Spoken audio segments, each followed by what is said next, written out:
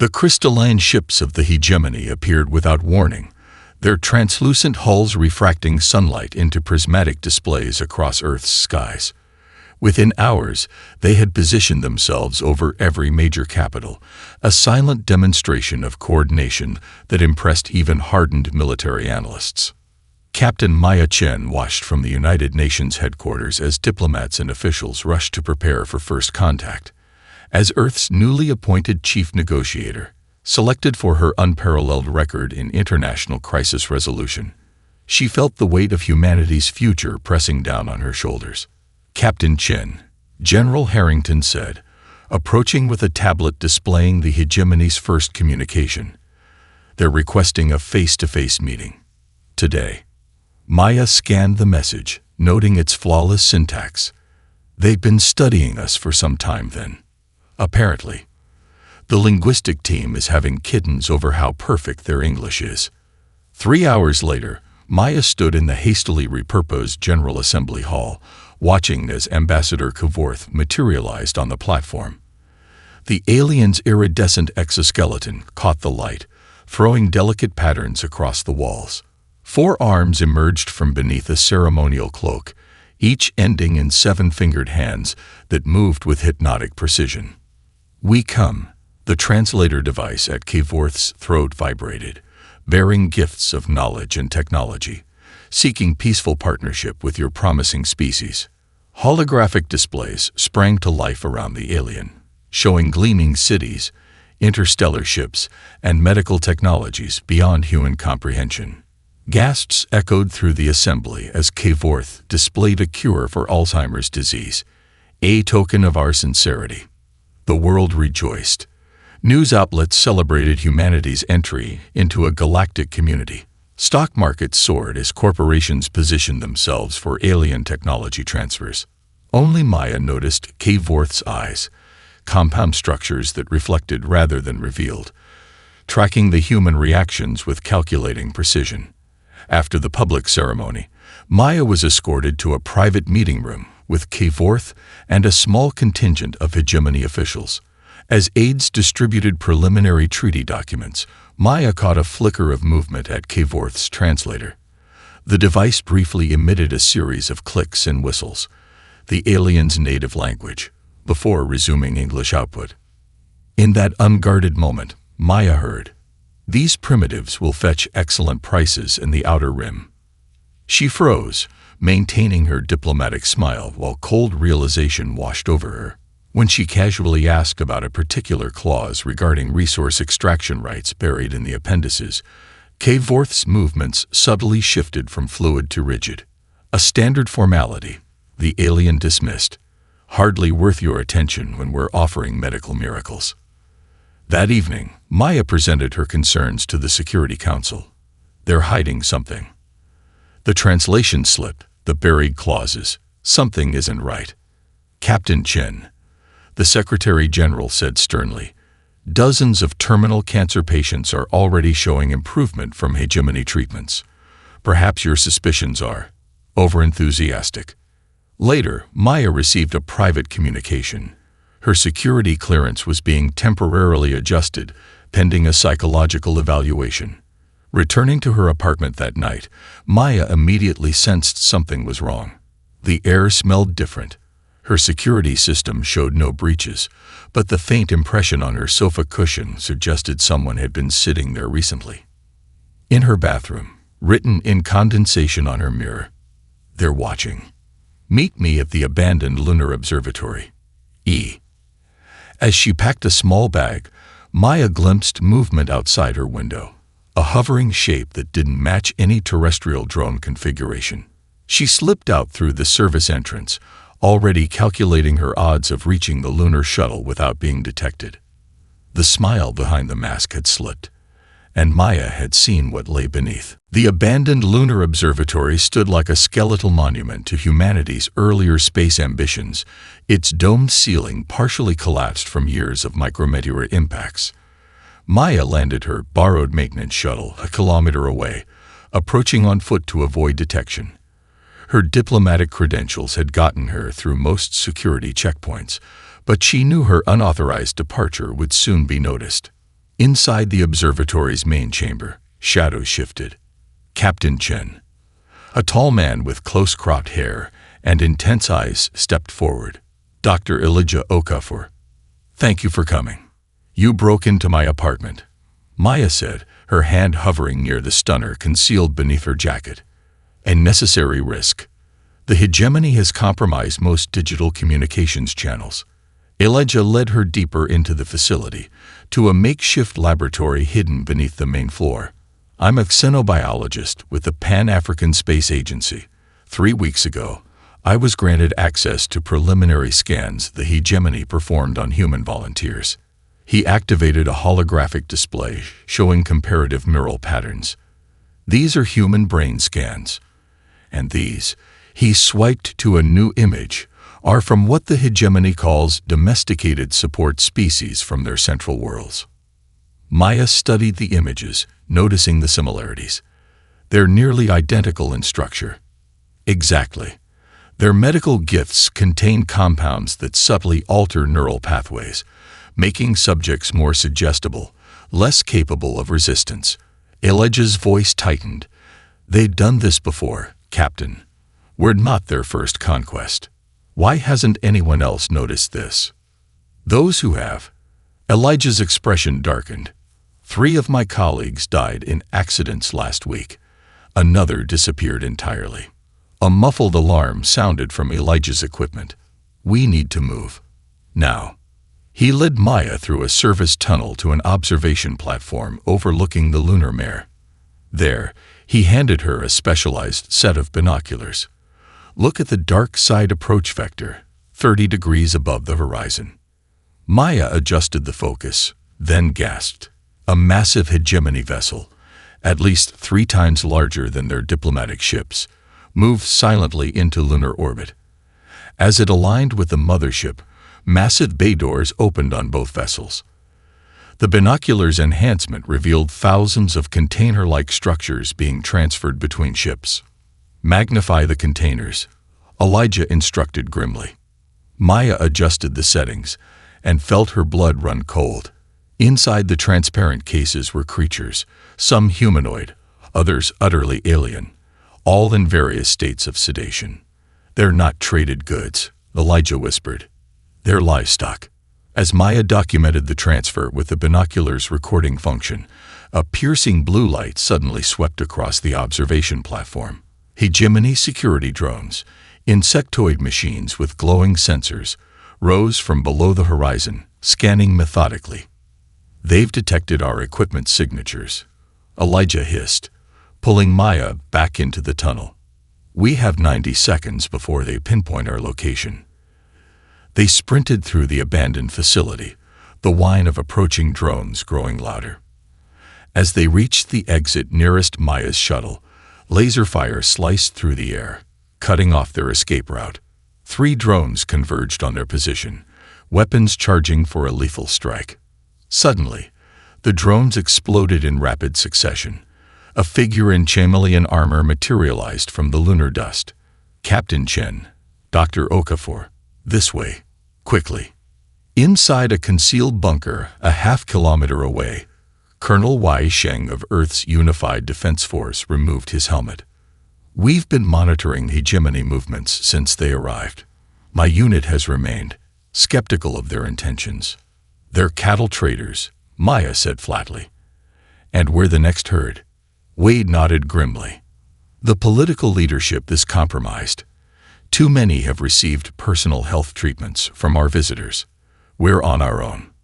Maya looked between her new allies, a military intelligence officer and a xenobiologist, possibly the only others who understood the true threat. Then we build our own network. People we trust, operations outside official channels. A resistance before the invasion even begins, Elijah mused. Operation Cassandra, we suggested, his expression hardening. After the prophet, no one believed. As they planned through the lunar night, the hegemony continued unloading their cargo of sentient merchandise, unaware that humanity had just glimpsed behind their mask. 3 months after the Lunar Observatory incident, Maya sat in a Geneva conference room, maintaining a perfect diplomatic facade as Kvorth presented the hegemony's proposal for an orbital cultural exchange platform. The aliens' movements were fluid and graceful, designed to mesmerize the assembled human diplomats. Construction will be completed within 6 months, Kvorth announced, displaying holographic schematics of a massive wheel-shaped structure. A symbol of our enduring partnership, Maya smiled politely while sending a coded message through her neural implant. Technology reverse-engineered from captured hegemony devices by Elijah's team. Cross-referenced these schematics with our deep structure analysis. In the 90 days since forming Operation Cassandra, their network had grown exponentially. Colonel Wei had recruited disillusioned military personnel from 17 countries. Elijah had established a shadow research consortium of scientists skeptical of the hegemony's motives. Maya herself had cultivated contacts among diplomatic staff worldwide, creating a web of observers who reported the aliens' every movement. The response came almost immediately. Confirmed. Habitation sectors, match holding pen specifications from Rigel 9 processing station. Estimated capacity, 200,000 humans per cycle. Maya maintained her expression of polite interest as internal rage burned through her. The cultural exchange was a processing facility for human specimens. That evening, in their secure underground facility beneath an abandoned CERN substation, Operation Cassandra's leadership gathered. "We've finally broken their encryption," Elijah announced, projecting a translated hegemony communication. This message was sent to their homeworld 3 days ago. The text materialized before them. Human categorization and distribution proceeding ahead of schedule. Suggest accelerating timeline for Phase 3 acquisition. Current diplomatic cover remains effective, though anomalous resistance detected in isolated sectors. Recommend harvesting priority targets within 30 cycles. "We're out of time," Colonel Wei stated flatly. "The UN Security Council meets tomorrow. We need to present our evidence." Maya nodded grimly. "I've compiled everything. The neural conditioning compounds, the hidden compartments in their medical devices, the translated communications. It should be enough to convince even the most skeptical officials." The following day, Maya stood before the Security Council, tablet in hand. As she connected it to the presentation system, her stomach dropped. The files, hundreds of carefully documented pieces of evidence, appeared corrupted, replaced with benign diplomatic correspondence. "Captain Chen," the Secretary General said impatiently, "we're waiting for this critical evidence you promised." Maya improvised, presenting what she could recall from memory. But without hard evidence, her warnings sounded like paranoid conspiracy theories. She saw the exchanged glances, the subtle headshakes among the council members. That night, as she returned to her Geneva apartment, she found Kvorth waiting in her living room, 4 arms arranged in a posture of casual dominance. "Captain Chen," the alien said, voice modulator creating an almost pleasant tone. "Your persistence is remarkable, even among your species. How did you get in here?" Maya asked, though she already knew the answer. The hegemony had access to everything. "I have a proposition," Kvorth continued. "The hegemony recognizes your exceptional qualities. When the acquisition phase completes, positions will be available for regional overseers, humans who manage their own kind. Comfortable living conditions, extended lifespan treatments, protection for designated associates." The alien's compound eyes glittered. "Simply cease your extracurricular activities." Maya activated her neural implant's recording function. "You're admitting the hegemony intends to conquer Earth. Conquer implies destruction. We preserve value. Your species will serve many purposes throughout our empire. Labor, entertainment, research subjects. The most promising specimens may even achieve overseer status, like yourself. And if I refuse?" Kvorth's translator emitted a sound like crystalline laughter. "Then you will be processed with particularly thorough neural conditioning. We find former resistors make the most effective compliance enforcers." Maya maintained eye contact with the alien. "I'll need time to consider." "Of course. 48 hours." Kvorth moved to the window. A generous allowance, given our accelerated timeline. After the alien departed, Maya transmitted the entire conversation to Colonel Wei, who leaked it simultaneously to every major news outlet worldwide.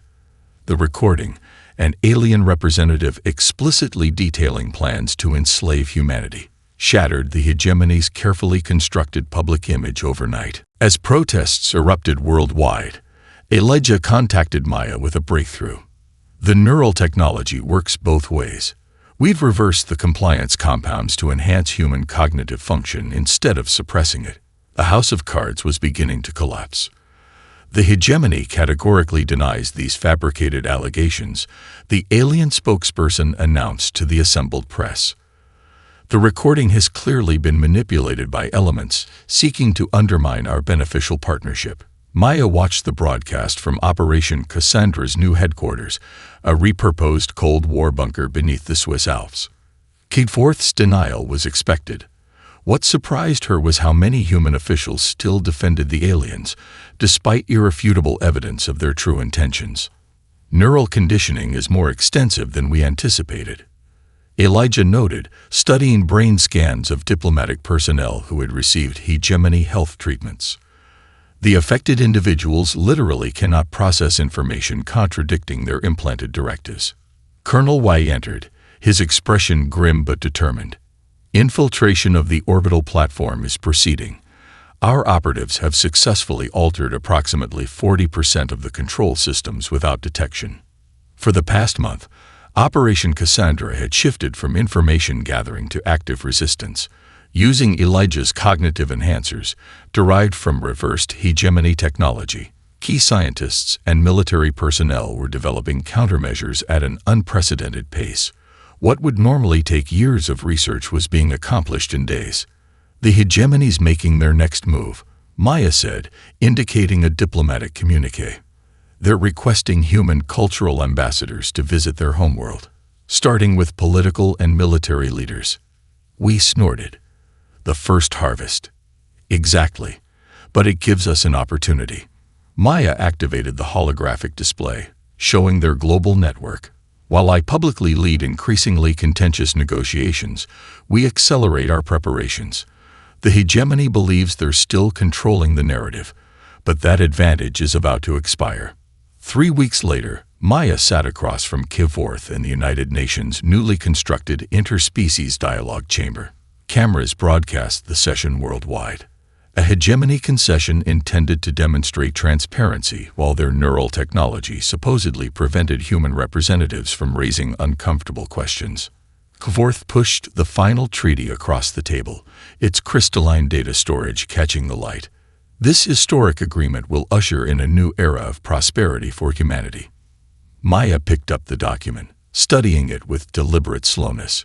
Behind her diplomatic mask, she activated her neural implant, receiving confirmation that Operation Cassandra was in position worldwide. Ambassador Kvorth, she said calmly, Earth has reviewed your proposal with great care. She set the unsigned treaty down and stood. We are declining all further negotiations. The aliens' compound eyes flickered with iridescent patterns, a sign of surprise in their species. Captain Chen, perhaps you misunderstand the opportunity. There is no misunderstanding. Maya's voice remained measured as she addressed both the alien and the billions watching. The hegemony came to Earth under pretense of peaceful exchange, while preparing for systematic harvesting of human beings. She activated the chamber's display system, overriding hegemony protocols to show detailed scans of the orbital platform's hidden containment facilities. These are not cultural exchange quarters. They are processing pens, identical to those used on 17 other worlds the hegemony has conquered. Kvorth rose, all 4 arms moving in agitation. This session is concluded. Earth's representatives clearly require medical attention. No further hegemony treatments will be administered to humans, Maya interrupted. Your neural conditioning compounds have been neutralized worldwide. Your communication systems have been compromised. Your weapons platforms have been modified. The alien's translator emitted a series of harsh clicks, untranslated threats in their native language. Maya smiled for the first time. "We've been watching you watching us. And we've been busy." As if on cue, Colonel Wei's forces worldwide executed synchronized operations, targeting hegemony installations. On screens visible behind Maya, humans using enhanced exoskeletons breached alien outposts with surprising ease. Earth is formally withdrawing from all diplomatic engagement with the hegemony, Maya announced. "You have 24 hours to remove your diplomatic personnel from our planet."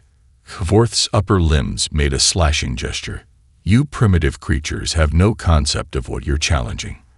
The hegemony fleet will reduce your cities to ash for this insolence." "Perhaps," Maya acknowledged. "But you'll find we're no longer the easy prey you anticipated." She stepped closer to the alien, lowering her voice. "We've contacted the resistance movements on your subject worlds. The modifications we've made to your neural technology have been shared across 18 star systems." For the first time, genuine fear flickered across Kvorth's alien features as Maya concluded. "You didn't just find a new species to harvest, Ambassador. You found the one that ends your empire." Across Earth, humans watched as Maya Chen walked away from the negotiating table, the silent storm of resistance finally breaking into the open. The hegemony's response came at dawn. Precisely coordinated electromagnetic pulses detonated in the upper atmosphere over every major military installation on Earth. In normal circumstances, the EMPs would have crippled human defense systems, leaving the planet vulnerable to the precision strikes that followed immediately after. But Operation Cassandra had anticipated this. Colonel Wei stood in the Global Defense Coordination Center, watching as the hegemony weapons encountered atmospheric dispersion fields, technology reverse-engineered from the aliens' own shielding systems and enhanced by scientists using Elijah's cognitive amplifiers. Atmospheric dispersal functioning at 87% efficiency, a technician reported. EMP effects minimal on critical systems. We nodded grimly. Activate Icarus Protocol.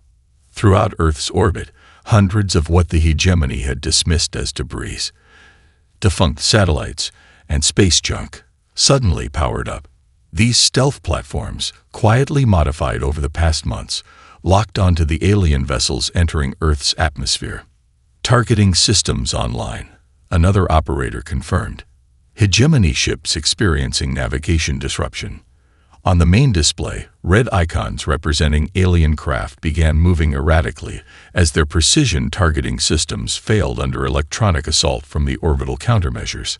Meanwhile, in Beijing, Maya led a strike team into what had been the hegemony's primary embassy on Earth.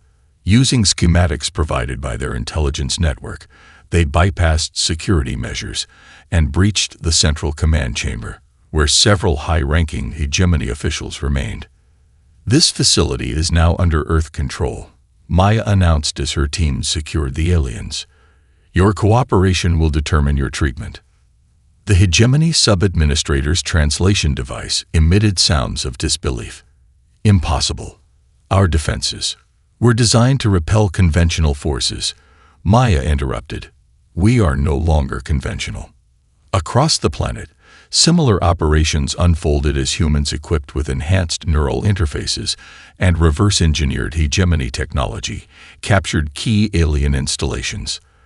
The cognitive amplifiers gave human operatives unprecedented processing speed, allowing them to react and adapt faster than the hegemony's rigid tactical programming anticipated. From the Lunar Command Center, Elijah coordinated the information warfare component, broadcasting evidence of hegemony atrocities on subject worlds across all communication channels. "The neural conditioning they use to control populations is breaking down," he reported to Maya. "Resistance movements are emerging on at least 7 hegemony worlds." On the primary communication screen, Kvorth's image appeared, mandibles clicking in barely contained rage. "Captain Chen, this primitive insurrection will be crushed without mercy. The hegemony has conquered species far more advanced than yours." "Perhaps," Maya acknowledged, "but none quite like us." She gestured, and the display split to show footage from orbital sensors. "Your reinforcement fleet has arrived exactly on schedule." Beyond Earth's orbit, massive hegemony warships emerged from faster-than-light travel, directly into the firing range of defense platforms that Colonel Wei's team had been converting from lunar mining equipment. Kvorth's compound eyes reflected the explosion of 3 capital ships before the transmission abruptly terminated. "They're adapting," Colonel Wei warned over the secure channel. "Second-wave attack formations are dispersing to avoid our orbital defenses." "As expected," Maya replied. "Execute Scorpion Protocol." Across Earth's surface, hidden missile installations activated, launching not explosive warheads but specialized countermeasure devices. These engineering marvels, created by scientists whose cognitive capabilities had been enhanced beyond normal human limits, attached to hegemony vessels and began rewriting their command protocols.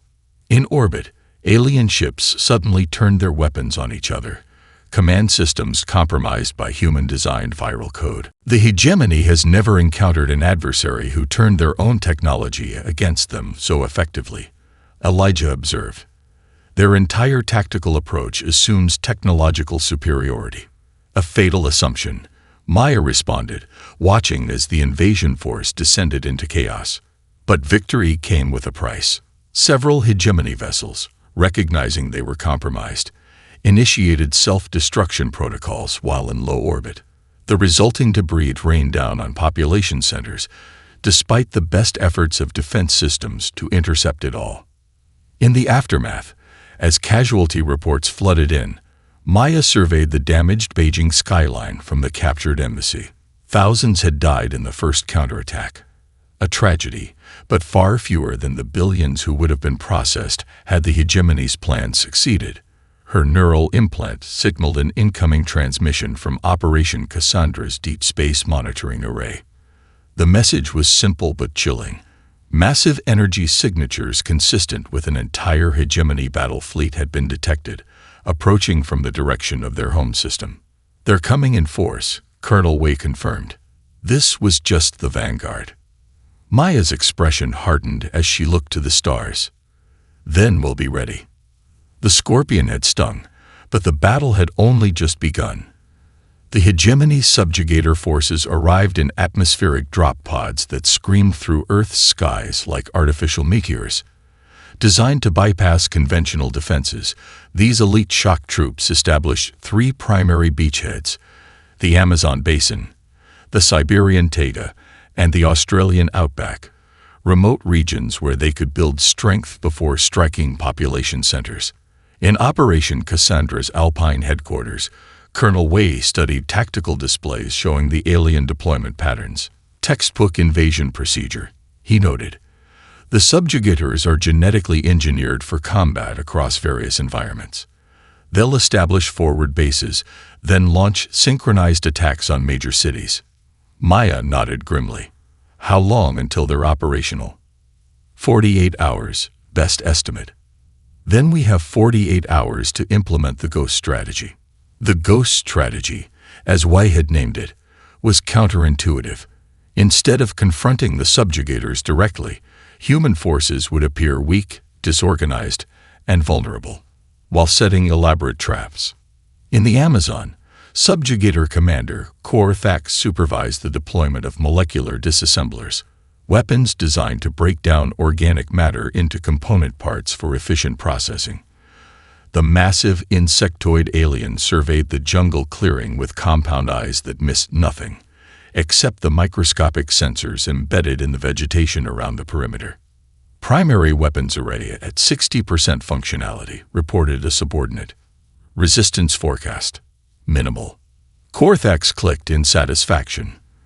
The scouting reports showed only primitive human outposts in this region, with limited defensive capabilities. The conquest would proceed efficiently, with acceptable levels of specimen wastage. 70 kilometers away, Maya sat in a camouflaged command center with Brazilian Special Forces operators. Each soldier wore a neural interface headset, the latest iteration of Elijah's cognitive enhancement technology. "They've activated their primary processing equipment," reported Captain Oliveira, her eyes moving rapidly as augmented data flowed through her enhanced neural pathways. Emission's signature matches the patterns we extracted from the Beijing Embassy database. Maya activated the secure communication channel. All units, execute Phase 1. Around each subjugator landing zone, disguised human forces initiated what appeared to be disorganized, panicked attacks. Conventional weapons with minimal effectiveness against the aliens' advanced armor. The subjugators responded as expected, deploying in standard formation to repel these seemingly desperate assaults. They're following predicted response patterns, Wei confirmed from Alpine headquarters. Proceeding with Phase 2. As the aliens advanced, pursuing what they thought were retreating human forces, they encountered the true face of humanity's resistance. Soldiers with neurally enhanced reaction times moved with impossible speed. Weapons utilizing reversed hegemony technology penetrated alien defenses with surgical precision. Autonomous drones, guided by AI algorithms developed by enhanced human programmers, swarmed in patterns too complex for the subjugators' tactical systems to counter. In Siberia, a subjugator battalion pursued what they believed was a retreating Russian mechanized division, only to find themselves in a carefully prepared killing zone, where the very ground beneath them had been weaponized with nanoscale disruptors that targeted their exoskeletal armor. In Australia, subjugator air support craft were lured into narrow canyons where gravitational distortion devices, based on the aliens' own propulsion technology, caused catastrophic guidance system failures. And in the Amazon, Corthax watched in mounting disbelief as human forces moved with efficiency and coordination that should have been impossible for unmodified primitives. Their attacks targeted precisely the weak points in subjugator armor and tactical formations, weaknesses that had never been exploited by any previous conquest species. They know our protocols. The commander realized too late. They've accessed our tactical databases. By the time the Hegemony Command recognized the trap, over 60% of their elite subjugator forces had been neutralized. The remainder attempted to regroup using quantum entanglement communications, only to discover that humans had somehow developed similar technology, enabling them to intercept and disrupt even these supposedly secure channels. Back at Alpine headquarters, Elijah burst into the command center, his expression a mixture of excitement and disbelief. "We've done it," he announced. "Made contact with resistance cells on 7 hegemony subject worlds." "How?" Colonel Wei demanded. "Their communications network is." "We didn't use their network," Elijah explained. "The quantum entanglement communicators we developed operate on principles they've never encountered. Their monitoring systems can't detect the signals." Maya's eyes widened at the implications. "We can coordinate a simultaneous uprising across their empire." On the main display, data streamed in from the 3 battlefronts. The surviving subjugators were abandoning their forward positions, retreating to defensive formations around their landing craft. For the first time in recorded history, the hegemony's elite forces were in retreat. "The wolves came hunting sheep," Colonel Wei observed with grim satisfaction. Instead, they found wolves wearing sheep's clothing. As Maya coordinated the next phase of Earth's defense, a priority transmission arrived from Deep Space Monitoring. The hegemony's main battle fleet had altered course, accelerating toward Earth at maximum velocity. "They're committing everything," she realized. "This is no longer about harvesting humans. It's about eliminating a threat to their empire." Earth had 48 hours to prepare for the real battle. The Hegemony Supreme Council extends an offer of immediate cessation of hostilities. The transmission began. The alien representative, not Kivorth, but a higher-ranking official with more elaborate carapace markings, continued. "Recent aggressive actions against Earth were undertaken by rogue military elements without proper authorization. The Council wishes to re-establish diplomatic relations." Maya exchanged glances with Colonel Wei and Elijah across the war room table. All 3 recognized the desperation behind this sudden diplomatic overture. "They're buying time for their main fleet to arrive," Wei observed. "Yes," Maya agreed, "but it also suggests significant political instability within their hierarchy." She activated the response channel. The Unified Earth Defense Authority accepts your proposal for preliminary discussions. A neutral location must be established. Within hours, arrangements were made for a meeting at a hastily repurposed space station at the L4 Lagrange point, international territory beyond Earth's immediate orbit, but still within the protection envelope of human defenses. As Maya's shuttle approached the station, she reviewed the intelligence dossier on her diplomatic counterpart. High Chancellor Zek Still, one of the 7 ruling members of the Hegemony Supreme Council. According to captured databases, the Chancellor's species, the Vexari, were the first race to be subjugated by the Hegemony centuries ago. Now they served as administrators throughout the Empire, having internalized their conqueror's ideology so thoroughly that they enforced it with religious fervor. Inside the station's conference chamber, Maya found herself face to face with a being whose physiology resembled a mantis-like arthropod, standing nearly 7 feet tall on 4 slender legs, with 2 sets of manipulator limbs and 1 pair of ceremonial appendages that served no apparent practical purpose. Captain Chen. The translation device at Zek Still's thorax vibrated. Your species has demonstrated unexpected capabilities. Perhaps you should have studied us more carefully before attempting conquest, Maya replied evenly. The alien's compound eyes flickered with iridescent patterns, a regrettable misunderstanding. Certain factions within the hegemony exceeded their authority. They have been corrected.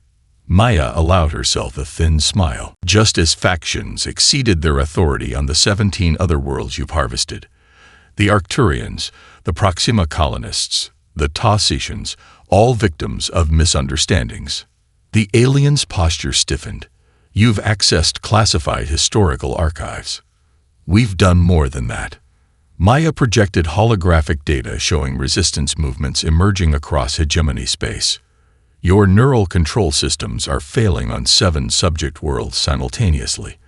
The technology you use to control populations has been reversed and repurposed to liberate them. For several moments, Chancellor Zek Still remained motionless, compound eyes fixed on the data displays. When the translation device spoke again, the synthetic voice had lost its diplomatic modulation. What do you want, human? The complete withdrawal of all hegemony forces from Earth space, the liberation of all harvested populations, and a restructuring of your empire into a non-predatory confederation.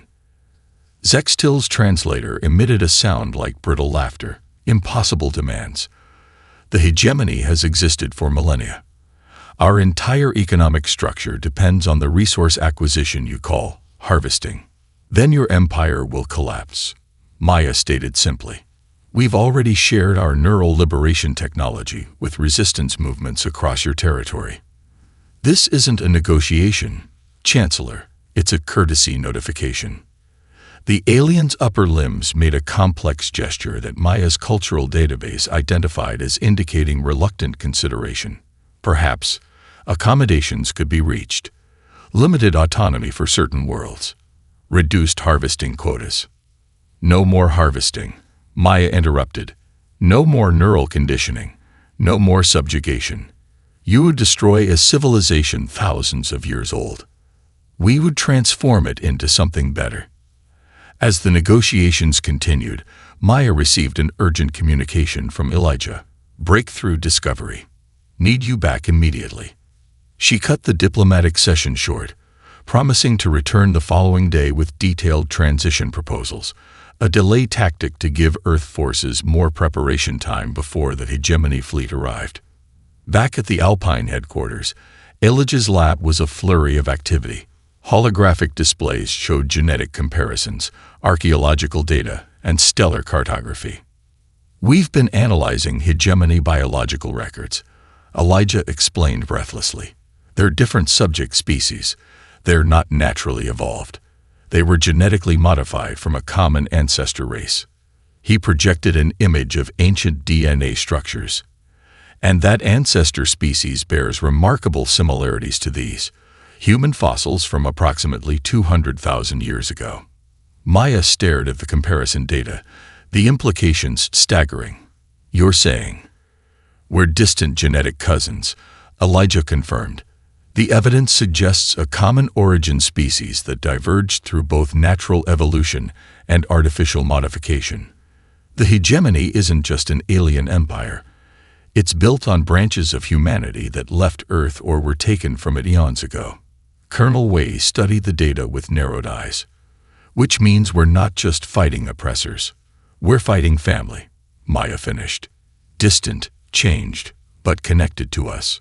Within hours, this revelation was transmitted via quantum entanglement to resistance movements throughout hegemony space. The effect was immediate and profound. Religious and civil unrest erupted across dozens of worlds as populations grappled with evidence that contradicted thousands of years of imperial doctrine about species supremacy and natural order. The House of Mirrors had shattered, revealing truths that would forever change both humanity and the hegemony. The hegemony battle fleet emerged from faster-than-light travel with devastating purpose.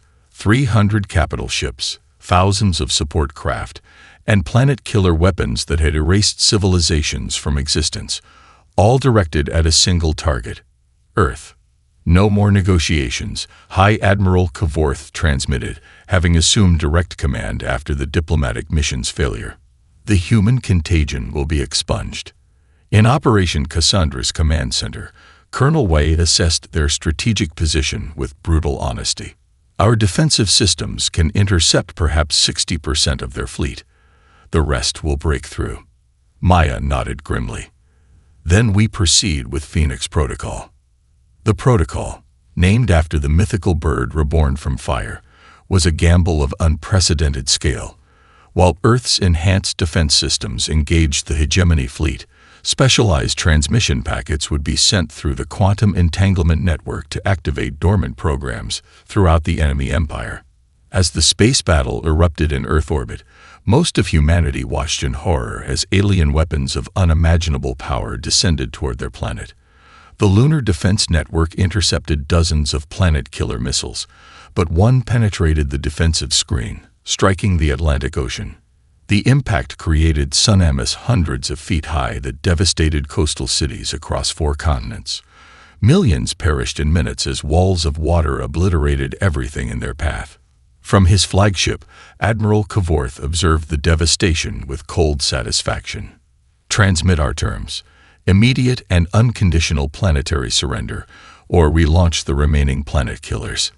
Maya received the ultimatum in the Alpine Command Center, now operating on emergency power as electromagnetic pulses from the battle disrupted global infrastructure. Around her, the remaining Operation Cassandra leadership awaited her decision. Her expression hardened as she looked at images of the devastation. Activate all Phoenix nodes. Simultaneously. Across 1,000 worlds throughout hegemony space, dormant programs embedded in their control systems suddenly activated. These weren't conventional computer viruses or weapons. They were advanced AI constructs designed by Elijah's enhanced research team, programmed not to destroy but to liberate. On the hegemony homeworld, central control systems for neural conditioning networks suddenly shut down. On subject planets, the omnipresent monitoring systems that enforced compliance went dark. On slave ships and processing centers, containment fields failed as doors opened and restraints released. Most critically, on military vessels throughout the Empire, weapons systems locked while life support and navigation remained functional, preventing further aggression without endangering lives. Admiral Kavorth stared in disbelief as his flagship's weapons went offline. Reports flooded in from across the fleet. The same pattern everywhere. Systems selectively disabled with surgical precision. Then, on every screen throughout the hegemony empire, Maya Chen's face appeared. People of the hegemony, she began, her message translated into every language used throughout their territory. Your empire was built on subjugation and neural conditioning. Those systems have now been neutralized. She paused, her expression softening slightly. We could have destroyed your civilization, as you attempted to destroy ours. Instead, we offer a different path. The transmission shifted to show genetic comparison data, evidence of the shared ancestry between humans and the foundation species of the hegemony races. We are not natural enemies. We are distant family, separated by time and space, who took different evolutionary paths. As the message spread across hegemony territory, something unprecedented occurred. On world after world, populations freed from neural control rose up, not in violent revolution, but in peaceful rejection of the imperial system. Military vessels stood down as crews refused to continue fighting a war based on thousands of years of deception. In orbit around Earth, the massive hegemony fleet hung motionless, weapons disabled, while Admiral Kavorth faced mutiny as his own crew demanded an end to hostilities. 3 months later, Maya stood at the edge of what had once been Boston, now a wasteland of debris and reconstruction efforts after the tsunami. Beside her, Elijah and Colonel Way watched as ships descended from orbit, vessels from former hegemony worlds bringing technology and assistance for Earth's recovery. The Mutual Defense Concordat now includes 37 former hegemony worlds, Elijah noted, checking his neural interface updates. More joining weekly as they stabilize their post-imperial governments. And the technology they're bringing, Way added, gesturing toward devices that were literally rebuilding the shattered coastline molecule by molecule, will help us recover in years rather than decades. Maya watched as a delegation of former hegemony species, Vexari, Tolerans, and others, approached, their body language now free of the rigid patterns that neural conditioning had previously enforced. They came expecting livestock, she observed quietly. They never expected to find family. A Vexari delegate stepped forward, ceremonial limbs now bearing symbols of peace rather than imperial authority. The first Interspecies Reparation Council is prepared to begin, Captain Chen. We have much to atone for, and much to learn from Earth. As Maya moved to join the council meeting, she paused, looking back at the reconstruction efforts where humans worked alongside former hegemony species. Phoenix Protocol had done more than save Earth. It had transformed an empire of conquest into a community of cooperation. From the ashes of near destruction, something new and unexpected had emerged. A future where humanity's greatest strength proved not to be technology or force of arms, but the ability to offer redemption even to those who had come as conquerors. The interstellar dread that had loomed over Earth had transformed into interstellar hope, all because humans had walked away from diplomatic deception and chosen to fight not just for survival, but for a better way forward for all sentient life.